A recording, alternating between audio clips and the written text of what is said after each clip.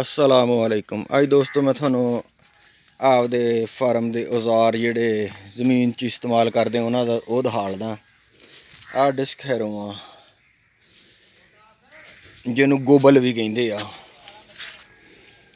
ये बड़ी ज़बरदस्त चीज़ आ। ये मार लवे तो रूटर नहीं मारना पैंदा, खर्च बहुत बच जाता वा। ये जदों लगदी आ तो इन्हां फे जमीन पतली भी हो जाती आ। कपाह वाले खिले जिहड़े आ दो दफ़ा मारना बिल्कुल बरीक हो जाते आ, तो रूटर का खर्च बच जाता है। तो ये मार लग भी हाई पहले च जाती आ वीट थ्रैशर आ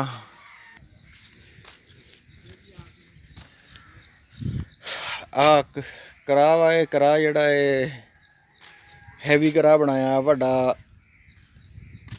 आ चीज़ल आ जिन्हों पंज फड़ा जिन्हों चीज़ल भी कहिंदे आ।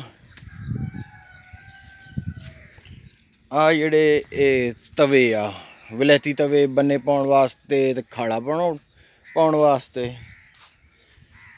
आ जिहड़ी आ ये हैरों बनाई आ ओहदे वास्ते जदों गंदम बीजदे आ ते गंदम दे विच सुक्क ते बीज सिੱਟ के ते फिर ਉਹਨੂੰ आराम नाल मार दिन्ने आ।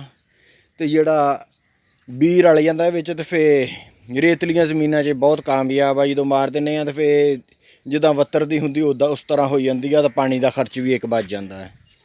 आ कमाद च वाहण वाले हल आ बन्ना पाउण वाली आ। इन्हां बन्ने बहुत ज़बरदस्त पैंदे आ, जमीन खराब नहीं हुंदी।